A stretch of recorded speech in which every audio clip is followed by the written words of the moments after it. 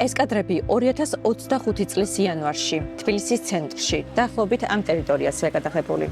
როცა 18 და 23 წლის აქტივისტები რატი ტყემალაძე და ოთო კვარაცხელია მეგობრებთან ერთად პროევროპული აქციიდან სახლში ბრუნდებოდნენ. ვიდეოში ჩანს, როგორ გადაჰყავთ ისინი გაურკვეველ პირებს Hyundai-ის მარკის ავტომობილით, რომელსაც უცხო ქვეყნის სანომრე ნიშანი აქვს. შავი სამოსი აცვიათ, სიბნელია, გარჩევა შეუძლებელია. ეს არ არის პოლიციის მანქანა, რომელიც შემოგყვება, არის სამი ადამიანი. აი მეტი არაფერი არ ჩანს. და გადაწყვეტეთ, რომ გავქცეულიყავით. და როგორც კი გავიქეცით, მივხვდით, რომ ეს ადამიანებიც უკიდან გამოგვეკიდნენ და ამასობაში გამოჩნდა ეს მანქანაც. წინ გაგვიჩერა ისე თითქოს ჩვენ დაჯახებას აპირებდა წინ მოგვიჩერა და იქიდან გადმოვიდა 4 ადამიანი. სრულიად ჩაოფში ჩასმული, არანაირად არ შეიძლება მათი იდენტიფიკაცია როგორც პოლიციელის. როდესაც ჩვენ ვფიქრობთ, რომ ეგენი იყვნენ გადმოსულები ჩვენ საცემად. რატისა და ოთოს დაკავებას შეესწრნენ მათი მეგობრები, რომლებმაც კადრები გადაიღეს. ისინი სტუდია მონიტორთან ამბის დეტალებს იხსენებენ. შეგვეშინდა მანდიდან გამომდინარე, რომ დავინახეთ რაღაც უცნაური მანქანა, ჩვეულებრივ Hyundai, რაღაცა უცნაური ნომრებით და რა თქმა უნდა, შავებში შეცმული ადამიანები მიდიხარ იქ, რომ ტიტუშკები არიან, ვიღაცა სხვა ადამიანები არიან, არ იცი რას უზავენ, რა არ იყო ჩვეულებრივი დაკავება. და მეთქი შევ ვიდეო, ყველაფერი უნდა ითქვას, არავინ არ დაგვიჯერდა, რაღაც ეგეთი გზნობას მქონდა, რომ მეთქი ხა ვიდეო რო არ ჩართო, არავინ არ დაგვიჯერებს, რომ ესე იყო. იმიტომ რომ პირველად ვნახე, პირველი შემთხვევა იყო ჩემთვის და საერთოდ მედიას ეს ხო ათვალიერებთ, ხა ყოველდღე რა ხდება, მაგრამ ეს გატაცება პირველი იყო. სად მიყავთ? გატაცება სინამდვილეში დაკავება აღმოჩნდა. შავებში ჩაცმული არაიდენტიფიცირებადი პირები, რომლებიც უცხო ნომრიან ავტომობილს მართავდნენ, არა ეგრეთ წოდებული ტიტუშკები, არამედ შინაგან საქმეთა სამინისტროს თანამშრომლები იყვნენ. აი აქ როგორც გამოვით, აი რატი და ოთო ვარაუდობენ, რომ პოლიცია სინამდვილეში სხვებს ეძებდა და ისინი შეცდომით აიყვანა. ამის მიუხედავად სასამართლომ ორივე აქტივისტი სახის ნიღბის ტარებისა და პოლიციელების მოთხოვნის დაუმორჩილებლობის ბრალდებით 2200 ლარით დააჯარიმა. რადგან ვიღაცას გავდით თუ რაღაც ეგეთი მოგვიწერა რაღაც 2 საათი დაკითხვაზე ყოფილიყავით, მე იზოლატორში, მე რაღაც უსამართლო ჯარიმა და ყველაფერი ეს მიეწყო ერთმანეთს ისე რომ თვითონაც მიხვდნენ რომ საბოლოო ჯამში ჩვენ დამნაშავეები არ ვიყავით, მაგრამ რაღაცნაირად ეს გაამართლეს თავისი რაღაცა ბჭყალებში სპეცოპერაცია, რომ ანუ ტყუილად არ უყანივართ, სხვა ადამიანებს ეძებდნენ საბოლოო ეს ანუ დარწმუნების შემიძლია თქვა, იმიტომ რომ კადრებს გვაჩვენებდნენ ადამიანებს, რომელიც ჩვენ არ ვიყავით. აქტივისტები პოლიციელებმა გერმანიის სანომრე ნიშანმიკრული ავტომობილით დააკავეს. ეს არ არის ერთადერთი შემთხვევა, როდესაც საქართველოს შინაგან საქმეთა სამინისტრო სავარაუდო თვალთვალისა და დაკავებებისთვის ევროპის სხვადასხვა ქვეყნის სანომრე ნიშნებს იყენებს. სტუდია მონიტორი თვეების განმავლობაში აკვირდებოდა და სწავლობდა პოლიციის თანამშრომლების ავტომობილების სანომრე ნიშნებს. ჩვენ აღმოვაჩინეთ შინაგან საქმეთა სამინისტროს თანამშრომელთა ავტომობილებზე მიკრული არაერთი ვადაგასული სანომრე ნიშანი, რომელიც საფრანგეთის, პოლონეთის, უნგრეთის, გერმანიის, ლატვიისა და სხვა ქვეყნების მიერ არის გაცემული. საქართველოს პარლამენტის მიმდებარე ტერიტორიაზე BMW-ს მარკის ეს ავტომობილი სტუდია მონიტორის კამერამ პროევროპული აქციების დაწყებისთანავე დააფიქსირა. მანქანას პოლონეთის სანომრე ნიშანი უკეთია. კადრებში ჩანს, რომ ავტომანქანაში 2 მამაკაცი ზის. ერთ-ერთ ხელში პოლიციელის ქუდი უჭირავს, რომელსაც შემდეგ მალავს. ავტომობილს წინაც და უკანაც პოლონეთის ნომერი პლასმასის ხუნდებით აქვს მიკრული. სტუდია მონიტორმა პოლონეთის ზუსტად ეს სანომრე ნიშანი სხვადასხვა დროს კიდევ 2 სხვა მარკის ავტომანქანაზე, ოპელსა და შკოდაზეც დააფიქსირა. შკოდას მარკის ავტომობილის გადაღების დროს ჩვენთან 2 პიროვნება მოვიდა, რომლებმაც თავი უბრალო მოქალაქეებად გაგვაცნეს. დიახ. რატო უყურებთ?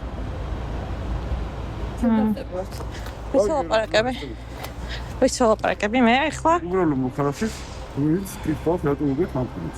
კი, ნინო წორა ვარ სტუდია მონიტორიდან. მაინტერესებს ეს რა ნომერია. თქვენ პოლიციაში მუშაობთ თუ სახელმწიფო უსაფრთხოების სამსახურში? აბა რატო დაინტერესდა? დაინტერესო მანქანას უგებით, აი. კი. მაშინ თქვენ გამიცით პასუხი ეს რა ნომერია? როგორც პოლიციის ნომრები. ხო, და პოლიციის ქუდი არის აგერ და პოლიცია როდის მერე გადაადგილდება? როდის მერე გადაადგილდება არა ქართული ნომრებით? გასამბაჟებელი მოქნა ყავს ეგ ჩამოყანილი ადამიანი. მართლა? შედადიხართ ხოლმე ესეთი ნომრებით? ჩვენ არაფერ არ დავდი. აი უყურეთ მე პოლიციის ქუდი რო არის ხშირად დადიან თქვენი კოლეგები? მერითი მაგალითად.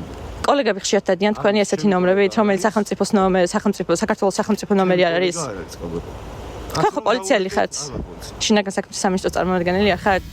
უცნობი პირები, რომლებმაც კატეგორიულად უარყვეს, რომ შინაგან საქმეთა სამინისტროს თანამშრომლები არიან და უცხოურ ნომრიანი ავტომობილი მათ არ ეკუთვნით, სინამდვილეში პოლიციის თანამშრომლები აღმოჩნდნენ. ჩვენ გავარკვიეთ, რომ სწორედ ეს პირები ისხდნენ ადრე გადაღებულ BMW-ს მარკის ავტომობილში, რომელსაც იდენტური პოლონეთის სანომრე ნიშანი ჰქონდა. პარლამენტის მიმდებარე ტერიტორიაზე საპატრულო პოლიციის მანქანების გვერდით ჩვენ კიდევ ერთი ავტომობილი აღმოვაჩინეთ, რომელსაც პოლონეთის სხვა სანომრე ნიშანი ეკეთა. პოლიციელი ხართ? აბა, ეს რა ნომრებია შეგიძლიათ რომ მითხრათ? ანუ ევროპიდან მოჩინოს. ხო, რამდენი ხნის წინ ჩამოიყვანით მანქანა? ეს სულებს. ჩამოწერთ თუ შეიძლება, კითხვა მაქვს, რა ნომრებია? ეს პირიც, რომელმაც ჩვენთან საუბრისას თავისი ვინაობის დამალვა სცადა, შინაგან საქმეთა სამინისტროს თანამშრომელი აღმოჩნდა. Volkswagen-ის მარკის ეს სრულიად დაბურული ავტომობილი ერთ-ერთი პირველი იყო, რომელიც სტუდია მონიტორის კამერამ პარლამენტის მიმდებარე ტერიტორიაზე პროევროპული აქციების დაწყებისთანავე არაერთხელ დააფიქსირა. ავტომანქანას გერმანიის სანომრე ნიშანი აქვს მიკრული. კადრების გადაღების დროს დავინახეთ, როგორ გადმოვიდა მანქანიდან ეს მამაკაცი. უკაცრავად, შეგიძლიათ მითხრათ ეს რა ნომრებით დადიხართ? შემოხანა აი. ჟურნალისტი ვარ ნინო წერავა სტუდია მონიტორიდან მითხარით თუ შეიძლება როგორ ამანქანით მოძრაობთ. რატომ არ გაქვთ სახელმწიფო ნომრები? რა გამჩამოშორდი რა. ჟურნალისტი ვარ და მაინტერესებს. გავიგე და ჩამოშორდი. ხელს მომკრავთ ერთ და მიპასუხეთ. როგორც სტუდია მონიტორმა გაარკვია, ეს მამაკაცი, რომელიც ჩვენს კითხვებს გაიქცა, შინაგან საქმეთა სამინისტროს თანამშრომელია. იგი მოგვიანებით იმავე ტერიტორიაზე პოლიციის ფორმით ერთ-ერთი საპროტესტო აქციის დროს გადავიღეთ. ჟურნალისტურ გამოძიებაზე მუშაობის პროცესში ბოლო 6 თვის განმავლობაში მხოლოდ პარლამენტის მიმდებარე ტერიტორიაზე ჩვენ ვადაგასული ან ყალბი უცხოური ნომრებით მოძრავი არაერთი ავტომობილი დავაფიქსირეთ. ამ ავტომანქანებს ფორმიანი თუ უფორმო პოლიციელები მართავდნენ. ჩვენ ასევე გადავიღეთ, როგორ ანაცვლებდნენ შინაგან საქმეთა სამინისტროს წარმომადგენლები უცხოურ ნომრებს საქართველოს სანომრე ნიშნით პირდაპირ ოპერაციის ადგილზე ან პოლიციის განყოფილებასთან. 18 აპრილს ერთ-ერთ ასეთ ავტომობილს პარლამენტის გვერდით ჭიჭინაძის ქუჩაზე პოლიციელებმა ჩვენ თვალწინ მოხსნეს უცხოური სანომრე ნიშანი და საქართველოს სანომრე ნიშანი დაუყენეს. იგივე მოხდა 6 მაისს. პოლიციელმა ამჯერად საფრანგეთის ნომერი საქართველოს ნომრით პოლიციის განყოფილებასთან შეცვალა. ვადაგასული სანომრე ნიშნები, რომლებსაც შინაგან საქმეთა სამინისტროს წარმომადგენლები სავარაუდოდ თვალთვალის მიყურადებისა და დაკავების მიზნით იყენებენ, ევროპის სხვადასხვა ქვეყანაში გასულ წლებში გაცემული სანომრე ნიშნებია. მათ შორის არის როგორც გაუქმებული ვადაგასული, ისე დროებითი სატრანზიტო ნომრები. სად მიყავს? Hyundai-ის მარკის ავტომობილს, რომელიც პოლიციამ 18 იანვარს თბილისში სანდუკელის ქუჩაზე ორი აქტივისტის დასაკავებლად გამოიყენა, გერმანიაში გაცემული დროებითი სატრანზიტო ნომერი ჰქონდა მიკრული. ეს სანომრე ნიშანი გერმანიაში მხოლოდ 5 დღის ვადით გაიცემა და მისი გამოყენება მხოლოდ გერმანიის ტერიტორიაზე შეიძლება. მასზე დატანილი რიცხვებიდან ჩანს, რომ ნომრის მოქმედების ვადა 2022 წლის 14 ოქტომბერს ამოიწურა. 2025 წლის 18 იანვრის ღამეს, როცა ზანდუკელზე ორი აქტივისტი დააკავეს, აღნიშნული სანომრე ნიშნით Hyundai-ის მარკის ავტომობილს შინაგან საქმეთა სამინისტროს თანამშრომელი დიმიტრი ქუშაშვილი მართავდა. ბატონო დიმიტრი, მიუხედავად იმისა, რომ ოქმზე ხელს სწორედ დეტექტივი ქუშაშვილი აწერს, პოლიციელმა ზანდუკელის ქუჩაზე დაკავების ოპერაციაში მონაწილეობა საერთოდ უარყო და არც იმაზე გვიპასუხა, რა მიზნით და რამდენად კანონიერად იყენებდა გერმანიის ვადაგასულ სანომრე ნიშანს. 18 იანვარს თქვენ მართავდით Hyundai-ის მარკის ავტომობილს, რომელსაც ჰქონდა ვადაგასული გერმანული სანომრე ნიშანი მიკრული. ეს მანქანა. სწორედ ამ მანქანით დააკავეთ აქციის ორი მონაწილე ზანდუკელის ქუჩაზე. თქვენი ფოტოც მაქვს, ნახეთ, თქვენ ხართ. რამდენად კანონიერია, რომ თქვენ შინაგან საქმეთა სამინისტროს წარმომადგენელი იყენებთ ვადაგასულ სანომრე ნიშანს. მიპასუხეთ თუ შეიძლება. მე არა ვარ, თქვენ ხართ ბატონო დიმიტრი, ვიცით რომ თქვენ ხართ. რა მიზნით იყენებთ ამ ნომერს? თუ შეგიძლიათ რო გითხრათ. არა, მიპასუხეთ, იმიტომ რომ ჩემი ძალიან მნიშვნელოვანი ჩემი მანქანაც არ არის. როგორ არის თქვენი მანქანა? თუ არ ვარ. ჩვენ დაგვიდასტურეს, აი ნახეთ ბატონო დიმიტრი, ეს ხართ თქვენ. დაგვიდასტურეს კიდეც ადამიანებმა რომლებიც დააკავთ. მითხარით თქვენი გვარი? ქუშაშვილი დიახ, თქვენ ხართ დიმიტრი ქუშაშვილი, კი ბატონო, თქვენ აწერდით მათ შორის ოქმს ხელს. რამდენად კანონიერია, რომ თქვენ შინაგან საქმეთა სამინისტროს წარმომადგენლები იყენებთ ევროპულ ნომრებს? ჩემი მანქანა არა. თქვენ ხართ ბატონო დიმიტრი, რამდენჯერ უნდა უარყოთ თქვენი თავით? ვიცით რომ თქვენ ხართ. ამ ნომრებს აქციის მონაწილეების დევნისთვის და დაკავებებისთვის იყენებთ ბატონო დიმიტრი, თუ შეგიძლიათ რო გითხრათ? საქართველოში გერმანიის ელჩმა პეტერ ფიშერმა, რომელიც სტუდია მონიტორის მიერ ჟურნალისტური გამოძიების დროს მოპოვებულ ფოტო და ვიდეო მასალას გაეცნო, ოფიციალურად მოგწერა, რომ საქართველოს შინაგან საქმეთა სამინისტროსა და სხვა სამსახურების მიერ გერმანიის ტერიტორიაზე გაცემული ვადაგასული სანომრე ნიშნების გამოყენება გერმანიის კანონმდებლობით ცალსახად უკანონოა. სანომრე ნიშნები ყვითელი ზოლით არის მოკლევადიანი სანომრე ნიშნები, რომლებიც გაიცემა გერმანიაში მაქსიმუმ 5 დღით ტესტირების, შემოწმების ან მიწოდების მიზნით. სანომრე ნიშნები წითელი ზოლით არის მიწოდების სანომრე ნიშნები, რომლებიც გამოიყენება მანქანის ერთი მფლობელიდან მეორესთან ან გერმანიიდან სხვა ქვეყანაში მანქანის გადაყვანის მიზნით. ისინი კანონიერ ძალას მიწოდებისთანავე კარგავენ. აქედან გამომდინარე შეგვიძლია ვივარაუდოთ, რომ ეს სანომრე ნიშნები ვადაგასულია. მათი გამოყენება აღარ არის ნებადართული გერმანელებისთვის. სამწუხაროდ საქართველოში ასეთ სანომრე ნიშნებს უკანონოდ არც თუ ისე იშვიათად იყენებენ. თუ ამ სანომრე ნიშნებს ქართველი სამართალდამცავები იყენებენ, ეს ასევე უკანონოა. როგორ ხდება უცხოეთში გაცემული სანომრე ნიშანი ან დროებითი სატრანზიტო ნომერი საქართველოს შინაგან საქმეთა სამინისტროს ხელში? როცა უცხოეთიდან საქართველოში ავტომობილი შემოდის, საბაჟო პროცედურების შემდეგ უცხოეთში გაცემული სანომრე ნიშანი იხსნება და საბოლოოდ გასანადგურებლად შინაგან საქმეთა სამინისტროს მომსახურების სააგენტოს გადაეცემა. ამავდროულად ვადაგასული უცხოური ნომრები თბილისში რამდენიმე ადგილას იყიდება, მათ შორის მშრალ ხიდზე, სადაც წყვილი ნომერი 40 ლარი ღირს. ასევე ელიავას, ისნისა და ფეიქრების ბაზრობებზე. ყოფილმა პოლიციელებმა სტუდია მონიტორს ანონიმურობის დაცვის გარანტიით დაუდასტურეს, რომ შინაგან საქმეთა სამინისტროში მუშაობის დროს ვადაგასულ უცხოურ ნომრებს ბაზრობებზე ეუფლებოდნენ და პირად ავტომობილებზე არალეგალურად იყენებდნენ. მათ შორის ვიდეო ჯარიმების თავიდან აცილების მიზნით. უცხო ქვეყნის სანომრე ნიშნების ამოღების წესს საქართველოში შინაგან საქმეთა მინისტრის ბრძანება არეგულირებს. სატრანსპორტო საშუალებათა რეგისტრაციისა და რეგისტრაციის გაუქმების შესახებ ბრძანების მე-16 მუხლში ნათქვამია, რომ საბაჟო პროცედურების შემდეგ უცხო ქვეყნის სანომრე ნიშნები მიღება ჩაბარების აქტის საფუძველზე ბარდება შინაგან საქმეთა სამინისტროს მომსახურების სააგენტოს. მე-20 მუხლში ვკითხულობთ, რომ სააგენტოსთვის ჩაბარებული ან და მიმოქცევიდან ამოღებული სანომრე ნიშნები და ძველი ნიმუშის რეგისტრაციის ნომრები ნადგურდება დადგენილი წესით. ამავე დროს, იმავე მე-20 მუხლში ნათქვამია, რომ დაუშვებელია მიმოქცევიდან ამოღებული ძველი ნიმუშის რეგისტრაციის ნომრის მიმოქცევაში ხელახალი გაშვება, გარდა ოპერატიულ სამძებრო საქმიანობის განმახორციელებელი ორგანოებისთვის. თბილისის ყოფილი პროკურორის მაია მწარიაშვილის აზრით, უცხოური ვადაგასული სანომრე ნიშნების გამოყენება უკანონოა.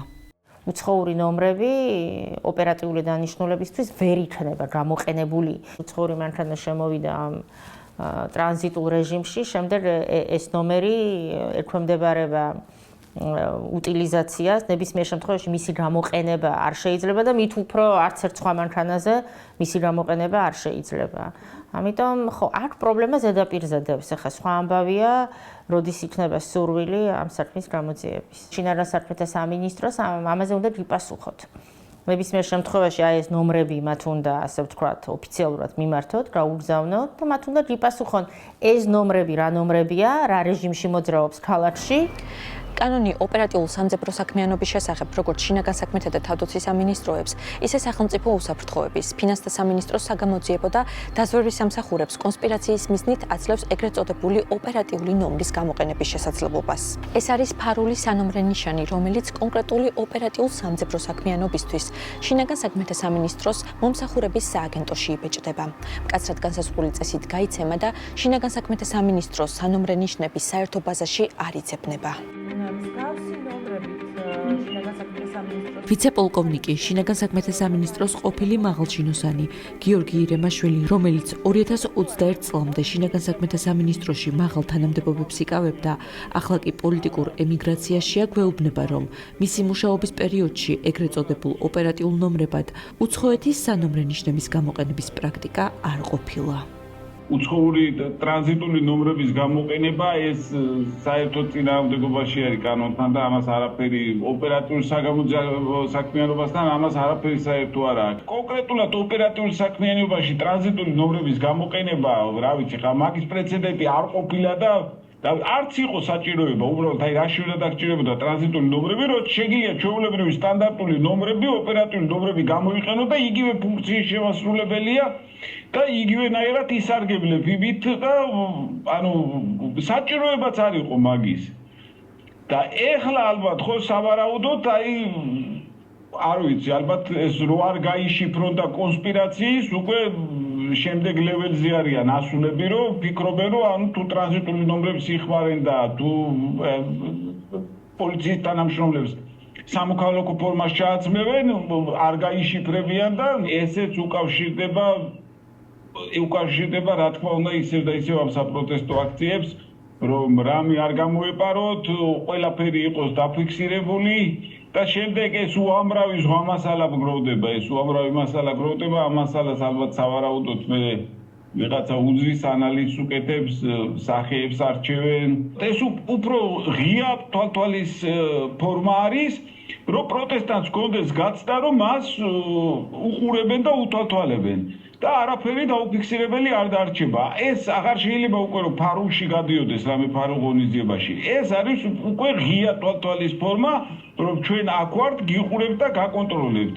ეს მანქანების ეს ნომრები უნდა კონდეს შინაგან საქმეთა სამინისტროს განსაკუთრებულ დავალებათა დეპარტამენტის ოპერატიული დაგეგმვის სამმართველოს ყოფილი უფროსი ირაკლი შაიშმელაშვილი, რომელიც 2024 წლის დეკემბერში მუქარის გამო იძულებული გახდა საქართველოს დაეტოვებინა და ოჯახთან ერთად პოლიტიკური თავშესაფარი ამერიკის შეერთებულ შტატებში მოეთხოვა, ჩვენთან ინტერვიუში ამბობს, რომ წინა წლებში უნახავს, როგორ იყენებდნენ შინაგან საქმეთა სამინისტროს თანამშრომლები რუსეთის სანომრე ნიშნებსაც. 2020 წელს თუ 19 წელს მაქვს ნანახი რუსული ნომრები, რომლების თანამშრომლებს მანქანებში ეყარათ. ანუ საბარგულში ჰქონდათ რუსული ნომრები, მოხსნიდნენ ამ შკოდებზე, ან აუშვათ ჯიპებზე და რუსულ ნომრებს დააყენებდნენ და ისე მოძრაობდნენ. მაშინ ვიკითხე, რომ თქვი რასთან აქვს საქმე მეთქვი და ამის გარდა კიდე ბევრი გვაქვს. ვის რაც ხდება დამიჯერეთ აი სანომრე ნიშნებს, ეს არ არის ეს სისტემური პრობლემის ანუ ეს არ მოდის რომელიმე კონკრეტული დეპარტამენტის ხელმძღვანელიდან ეს ბრძანება. იმდენად არის ეს სისტემა მოშლილი, რომ ვიღაცა შეიძლება სამმართველოს უფროსი ან განყოფილების უფროსი, ხო, ჩვეულებრივი საშუალო რგოლის მენეჯმენტი იღებდეს მაგაზე გადაწყვეტილებას. რომ მანქანაში ეყაროს რამოდენიმე ნომერი ბულგარეთის, გერმანიის, რუსეთის, ასე შემდეგ და ანუ როგორ შეიძლება საქართველოს იყენებდეს ნებისმიერი საქმიანობისთვის საქართველოს ტერიტორიაზე გერმანულ ნომერს. აი რაში უნდა სჭირდებოდეს ევროპული ნომრის გამოყენება. როდესაც აქვს თავისი ოპერატიული ნომერი, ქართული ნომერი, ხო? ქართულ ნომერს იყენებენ დაუშვათ გერმანული საპოლიციო ღონისი, გერმანული სპეცდანიშნულების ქვედანაყოფები, აი რაში უნდა გამოიყენო ან პოლონეთის, ან ბულგარეთის ქვეყნები?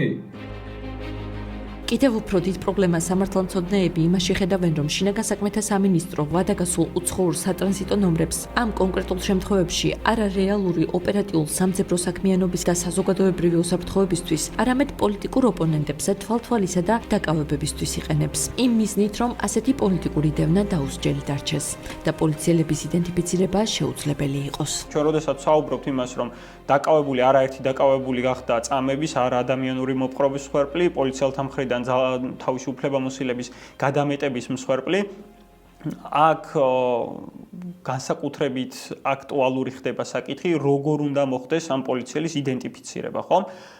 და როდესაც ჩვენ საუბრობთ იმაზე, რომ უკვე ფაქტობრივად აქ შემოდის უცხოური სანომრე ნიშნები, რომლებიც ბრუნვიდან არის ამოღებული და მის უკან რეალურად ვინ დგას, ეს შეიძლება ვერც კი კონტროლდებოდეს, ეს არის ცალსახად პოლიტიკური დევნისთვის გამოყენებული და შესაძლებელია ეს საქმიანობა სწორედაც დანაშაულის ნიშნებს შეიცავდეს. რამისნით გადაწყდა ეგრეთ წოდებულ ოპერატიულ ნომრებად უცხოეთის ვადაგასული სატრანზიტო ნომრების გამოყენება, რომელი ბრძანებით ან საიდუმლო ნორმატიული აქტით რეგულირდება ეს სფერო და რატომ გამოიყენება პოლიციელების მანქანებზე კონკრეტულად ვადაგასული ნომრები. ამ კითხვებით ჩვენ შინაგან საქმეთა სამინისტროს მივმართეთ, თუმცა პასუხი არ მიგვიღია. ვახტანგ, რამდენად კანონიერია რომ თქვენი პოლიცია? ამის შემდეგ შევეცადეთ პასუხი შინაგან საქმეთა მინისტრისგან, ვახტანგ გუმულაურისგან მიგვიღო. რამდენად კანონიერად იყენებენ თქვენი პოლიცია?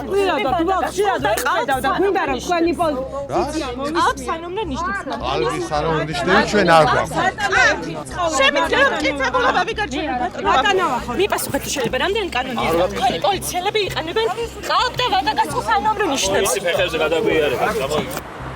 უცხოური არაიდენტიფიცირებადი სანომრე ნიშნების გამოყენება თვალთვალის გაგრძელებაა იმ გაუმჭვირვალე პოლიტიკისა, რომელსაც ქართული ოცნება და შინაგან საქმეთა სამინისტრო განსაკუთრებით ბოლო წლებში ატარებს. პოლიციელებს როგორც წესი არ აცვიათ ფორმა. ნიღბით დაფარული აქვთ სახეები. არ გააჩნიათ შესაბამისი სანომრე ნიშნები. გამართული აქვთ სამხრე კამერები. არ ატარებენ არანაირ აღნიშნულ ნიშანს, რაც მათი ამოცნობის, ხოლო საგამოძიებო ორგანოებს პოლიციელთა ან სპეცრაზმელთა მხრიდან ჩადენილი დანაშაულის გამოძიების საშუალებას მისცემდა. გაუმჭვირვალე პოლიტიკის პარალელურად ბოლო წლებში პოლიციელთა და სპეცდანიშნულების რაზმის წევრების მიერ ჩადენილი დანაშაულის ფაქტები პირდაპირ პროპორციულად იზრდება. შინაგან საქმეთა სამინისტროს განსაკუთრებულ დავალებათა დეპარტამენტის სპეციალური რაზმის წევრის სასტიკი თავდასხმა გურამ როგავაზე, რა დროსაც ფორმულა ჟურნალისტს კისრის მალა და სახის ცვლები გაუტყდა.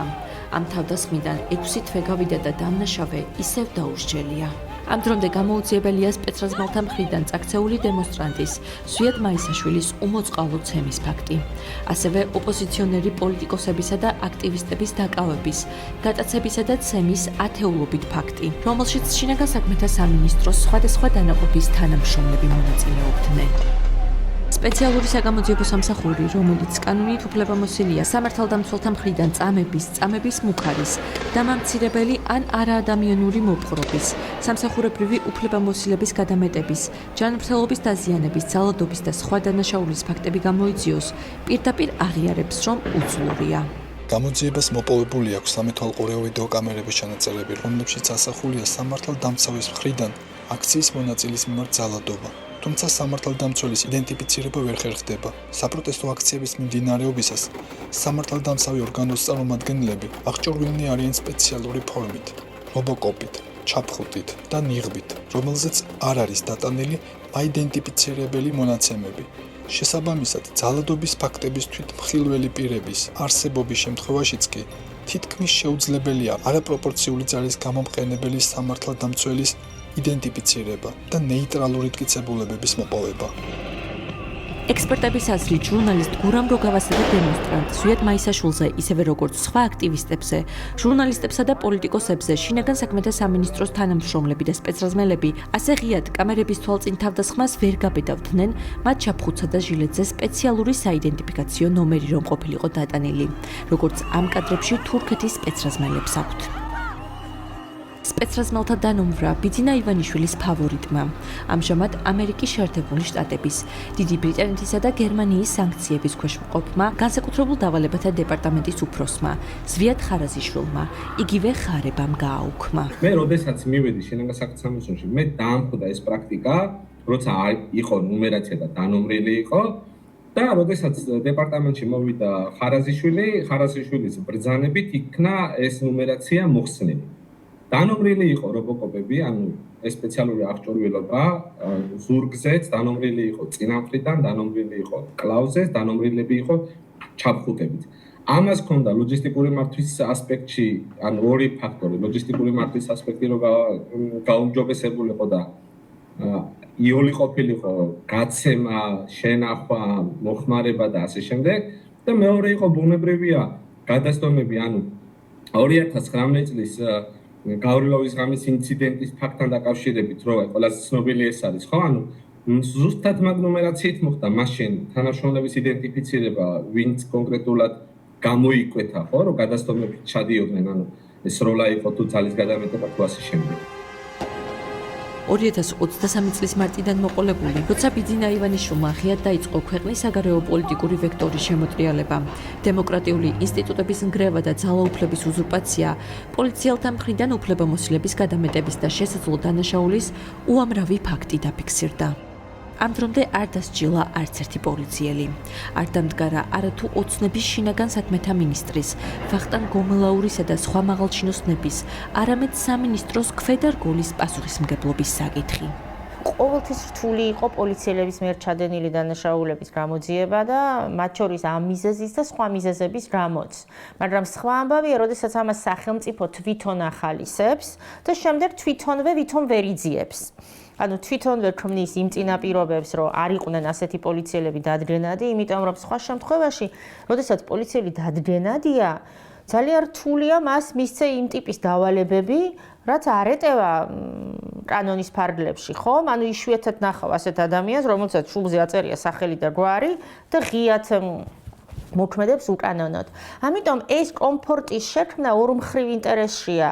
ასეთი ტიპის საპოლიციო სტრუქტურებსაც და ასეთი ტიპის ქვეყნებსაც, რასაც ახლა ჩვენ დავემსგავსეთ, აწყობთ. ასეთი რეგულაციები, ანუ რეგულაციები ნოლი, რომ პოლიციელი იყოს იმ ტიპის თავისუფლება ქონდეს, რომ ისი ამოცნობა შეუძლებელი იყოს. ფლახების გაგრძელება ოჯახი. ვიტყვი ლუკმაკურის სამარ გამოსული. იხლი ჩამართი შენ არაკაცოში. საქართველოს დამოუკიდებლობა საბჭოთა მილიციის პირობებში დაიბრუნა. შემდეგი 15 წელი კი შინაგან საქმეთა სამინისტრო ყველაზე კორუმპირებული სამსახური იყო. ნაციონალური მოძრაობის ხელისუფლების დროს პოლიციის რეფორმა საჯარო სამსახურის ერთ-ერთი ყველაზე ყოვლისმომცველი და მნიშვნელოვანი რეფორმა გახდა, რომელმაც ქვეყანაში პოლიციისადმი ნდობა დააბრუნა და დანაშაულის მნიშვნელოვან კლებას შეუწყო ხელი. ამავე დროს რეფორმის ისეთი მნიშვნელოვანი ასპექტები, როგორებიცაა ანგარიშვალდებულება, დამჭირვალობა და განსაკუთრებით პოლიტიკური ნეიტრალობა, მაინც მიუღწეველი დარჩა. მესამე სექტორის აზრით, ქართული ოცნების ხელისუფლებაში მოსვლის მე-13 წელს ეს პრობლემები არათუ გამოსწორდა, კიდევ უფრო გაღრმავდა და სისტემური ხასიათი მიიღო. შინაგან საქმეთა სამინისტრო ხელშეუხებელთა კასტა გახდა. ექსპერტების მოსაზრებით, ბოლო წლებში პოლიციამ პრაქტიკულად დაკარგა ნდობა, საზოგადოებრივი უსაფრთხოების უზრუნველყოფის ფუნქცია და ერთი პოლიტიკური რეჟიმის ინტერესების გამტარ რეპრესიულ მანქანად იქცა. რასაც ქართული ოცნება აკეთებს პოლიციის ხელით, რასაც შრება ქართული ოცნება, ეს არის ცალსაღად ერთი რაღაცისკენ მიმართული, რომ მას სურს ძალაუფლება შეინარჩუნოს და ძალაუფლება შეინარჩუნოს ყველაფრის ფასად. კარენ გრინევეიმ გამოძიების ფედერალურ ბიუროში 22 წელი იმუშავა და საქართველოს სამართალდამცავი სისტემის რეფორმასა და გაძლიერებაში იღებდა მონაწილეობას. FBI-ის ყოფილი აგენტი რეგიონში მუშაობის პერიოდში თავის გამოცდილებაზე დაყრდნობით ამბობს, რომ საქართველოს ნაბიჯი უკან გადადგა. Up until about 5 years ago. შემიძლია გითხრათ, რომ დაახლოებით 5 წლის წინ საქართველოს იყო საუკეთესო პარტნიორი რეგიონში. სომხეთი პროგრესს აჩვენებდა, მაგრამ საქართველოს მაინც საუკეთესო იყო. ერთ-ერთი ჩემი ბოლო ვიზიტი, სანამ პენსიაზე გავიდოდი, საქართველოში სწორედ სამართალდამცავებთან, პროკურორებთან საქმის შესახებ საუბარს ეხებოდა და ჩვენ ძალიან კარგი ურთიერთობა გქონდა, კარგად ვითანამშრომლეთ. ჩემი შეფასებით, ამჟამად FBI-ის ოფისს რეგიონში საუკეთესო ურთიერთობა სომხეთის სამართალდამცავ სტრუქტურებთან აქვს. იმ ფონზე, როცა არც ერთი პოლიციელი და სპეცრაზმელი დასჯილი არ არის, რომლებმაც სულ მცირე გადაამეტეს უფლებამოსილებას, პოლიციელზე თავდასხმის ბრალდებით პროევროპული აქციის მონაწილე 50-ზე მეტი მოქალაქეა დაპატიმრებული. ნაწილს უკვე მიესაჯა მრავალწლიანი პატიმრობა, ნაწილი ისევ განაჩენის მოლოდინშია. მათ შორის მეხუთე თვე აპატიმრობაშია ჟურნალისტი ქალი მზია ამაღლობელი. პოლიციელისთვის სილის გაწვნის გამო მას 4-დან 7 წლამდე პატიმრობა ემუქრება. იურისტების თქმით, როგორც ამაღლობელის, ისე სხვა დაკავებულების საქმეში პოლიციელები ცრუ მოწმეებად გვევლინებიან. შინაგან საქმეთა სამინისტრო კი ისევ განაგრძობს პოლიტიკურ თვალთვალს ევროპული ქვეყნების ვადაგასული სატრანზიტო ნომრების გამოყენებით. რამდენადაც ამ ქუჩაზე ამოვალ, ანუ სულ უკან ნოვიხედო ხო, რომ ანუ ვიღაც ხوار მომდევს. ანუ მარტო ეს რა, ანუ რატო უნდა ვცხოვრობდე ეგრე, რომ ის რა ქვია, მიწევდეს იმის ყურება, რომ რაღაც საიდანღაც ვიღაც შავებს ჩასმული ადამიანი ხوار გამოდის. და მათ შორის ის უნდა ვარკვიო მე რომ ეს ახლა პოლიციელია, რაღაც არ ვიცი ზონდერ ჯგუფის წარმომადგენელია, რომელსაც ცემა უნდა. შიშის ფაქტორია ეს ყველაფერი, რის დანერგვას უნდათ ადამიანებში, რომ სახელმწიფო არის მთავარი, რაც სახელმწიფოს უნდა მაგას გააკეთებს. ჩვენ თუ არ შევშინდით, ვიღაცის ადამიანი, ვინც ამას ტელევიზორიდან უყურებს, ეგ ადამიანი შეაშინოს. ანუ შიშის ფაქტორია, რომ შენ თუ ამას იზამ დღეს, ჩვენ ხვალ მოვალ და შენს გაგიტაცებთ.